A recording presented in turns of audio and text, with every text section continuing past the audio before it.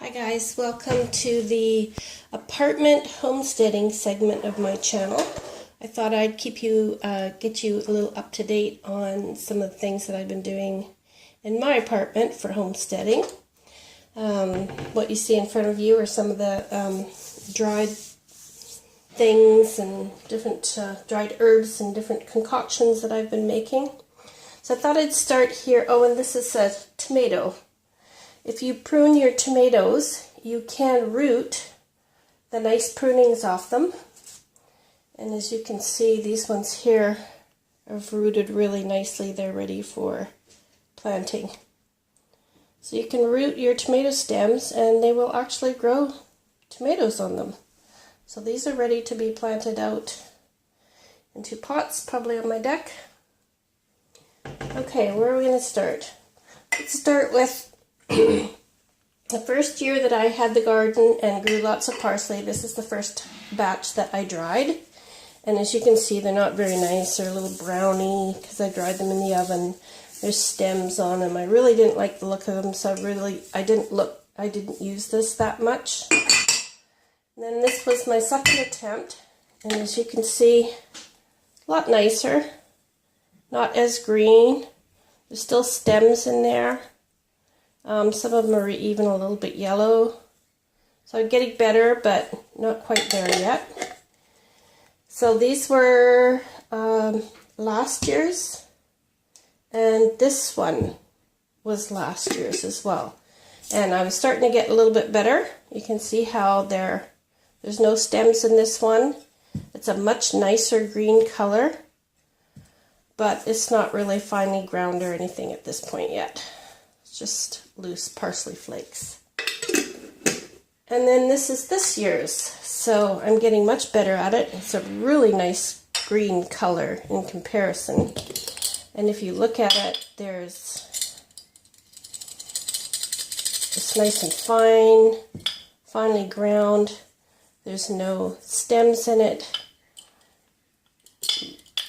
A really big improvement. So, you know, if your first attempt doesn't turn out, I mean, that's natural. It's all a learning process, right? We get better and better at it. We figure out better drying methods.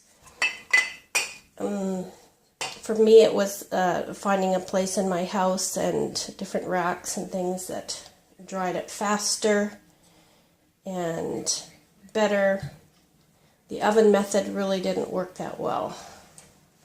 And then this was thyme. Not a very nice bottle yet, but didn't spend the time taking off the label, but that's okay. I'll get there. Again, not the greatest color. Few stems in there. That was last year's.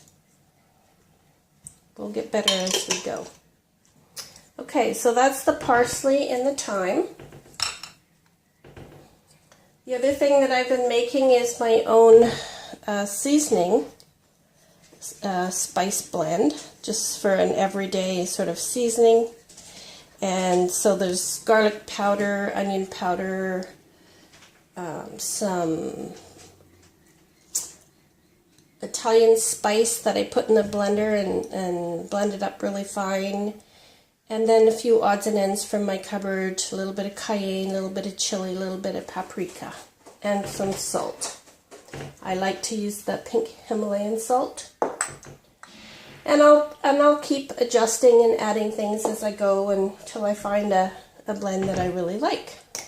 And this is this year's chives, dried chives, chopped and dried chives, and they turned out really, really nice. And I found a nice way to dry them is to chop them really fine and spread them thin on a towel on a cookie sheet. And they dry really quickly in the heat because it's been really hot here. And this is a new thrift store find, these jars. This one, and this one, and I may have got a few more as well, so I'm on the lookout always for nice jars for storing. And this is something new. This is kale out of the garden.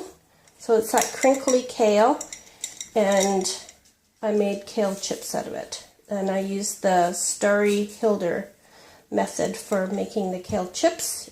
And then I used my my spice blend after this was all come out of the oven. So this turned out really nice. Now this is last year's kale chips. And they're okay. They're nice. They don't have the spices on them. And they're maybe a little bit browner. So I didn't quite have the right amount of temperature and oil. But again, it's all a learning process, right? And then these are some dried mushrooms. You never have enough of these. And probably the top half of the jar I ground fine, and then I use that in soups and stews and things. Especially if you have kids, they don't like that sliminess of the mushroom, the feel of it. And these are dried carrots and onions that I can keep for when I need for, if I'm going camping or something, I can take with me for making soups or stews. Little dark jar that I saved because if you're making tinctures and different things, it's a good idea to save these dark jars. This is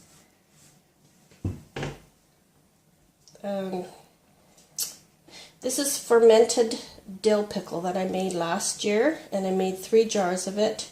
And this is the last jar. They turned out really, really good, really yummy, really delicious.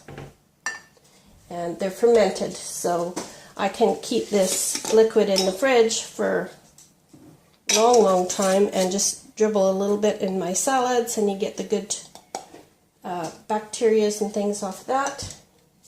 And then this is fermented fruit. So there's ginger, peel, and blackberries, and kiwi, and all kinds of good things in there. And it's absolutely delicious, and it turned out really nice. So I keep this down in my cupboard in a dark place and feed it regularly. And this is, I believe it's some peach vinegar that I made, and it also turned out really well. So these are some of the concoctions that I've made. Now I'm just going to show you some of the things that I froze. So this is spinach cubes, and I have a lid that stays on here so it stays nice and fresh, but I just put the spinach in the blender with water and then put it into a nice cube tray. And this is good for fruit smoothies, any smoothies you want to make, or even in your soups or stews. And then this is kale, and when I'll blanch it just briefly, chop it up lightly, and then blanch it briefly for using. When you blanch it, you can squish it into these little bundles, and then I'll put these little bundles, lay them flat into the bag, and then when I want a meal, I just take out the number of bundles that I want out of this Ziploc bag, zip it back up, and put it back in the freezer. So I did that one. And then I did this. This is also, this one I believe is Swiss chard. And this one I did a little bit differently. I put them, kind of scrunched them into long rows and flattened them with my hand like this, and then sealed it up. And then when I want a section, I'll just take out however many that I want for cooking for that night. And I did the same thing here, but with this, I did a great big picking in the garden. So I picked kale, Swiss chard, bok choy, onions, and then I used some of my own onions and some of my own garlic that I bought from the store. And I chopped it and kind of made a big stir fry with it, and then I froze it. And you can't really tell, but there's little grooves in between each one. So I can take out a section at a time and use it in a stir fry. So this is how I've been preserving the kale and the spinach and the bok choy and the Swiss chard in the garden. So now I'll take you outside and show you how the duck is doing. There may be some stops and starts because I'm on a busy street. Okay, I'm just gonna have to film this regardless of the noise because the street just, they must be directing traffic through the street. The traffic's just not stopping. Anyways, this tomato is not too bad, except it's got the early blight, and for some reason the top leaves are coming out curled, and then once they get a little bit bigger, they unfurl and they look nice and healthy enough. And then later on they're getting the blight, so I don't know what's going on. This is the same soil that I had problems with the fungus inside. It's that cheap Walmart soil, which I'll show you in a minute. I'm wondering if it has to do with that. Or it's not soil, it's compost. But I'm going to nip off these leaves. I did do some pruning, but I'm going to nip off these leaves and make up a spray for this plant today. It does have some nice flowers on it. And the other one has some tomatoes. I'll show you in a minute. These are some extra seeds that I had popped in some little trays, but probably too small to do anything with, except for these beans. I'll probably transplant. This is a bell pepper, which is probably going to be too small to produce, but I'll transplant that as well. This tomato plant's doing much better. Doesn't appear to have the blight in its leaves. Let's have some nice blossoms on it. This pot has the celery I planted. It's doing good. We've actually been eating some of it in sandwiches. And then pansies. This is a little piece I pruned off of one of the tomatoes, and it rooted, so it's growing. Don't know what happened with that, but we'll keep you updated. This is a little pan just that I made with some radishes, and they're not doing very well. So again, I think it might be that soil, I'm not sure. These bean plants are not doing too bad, though. I stuck a few beans in here recently. And they start out okay. And then after a little while, they just start to shrivel and go yellow, so I don't know what's up with that. This little hot pepper is doing great. And here's another piece of pruning I stuck in the soil, and it's doing good. And as soon as that gets a little more established, I'll repot that little piece of tomato. Maybe I'll get a couple tomatoes off it. The horse chestnuts are getting really big, so we'll go take those and transplant it in somebody's yard maybe. The other one there. And then over here is the other pot of celery, pansies, some more tomato prunings I planted, and some kiwi. Back there, still have a couple of plants that are surviving. And this is the little box that has some lettuce in the front. We've eaten a lot of the lettuce. Turned out really good. Radishes in here, which aren't doing very well again. I don't know why. And then the beans in the back that I planted tripled up, and they've had lots of water, so it's not from lack of water. I don't know, I think it's the fungus in this soil, like I said, that's doing it. The lemon balm, however, is doing wonderfully. Really nice and lush, just filled right out. And the onions, pull some of these every once in a while, put them in salads, it's good. Here's another tomato plant, and this is the one that has a little tomato on it. You can see there.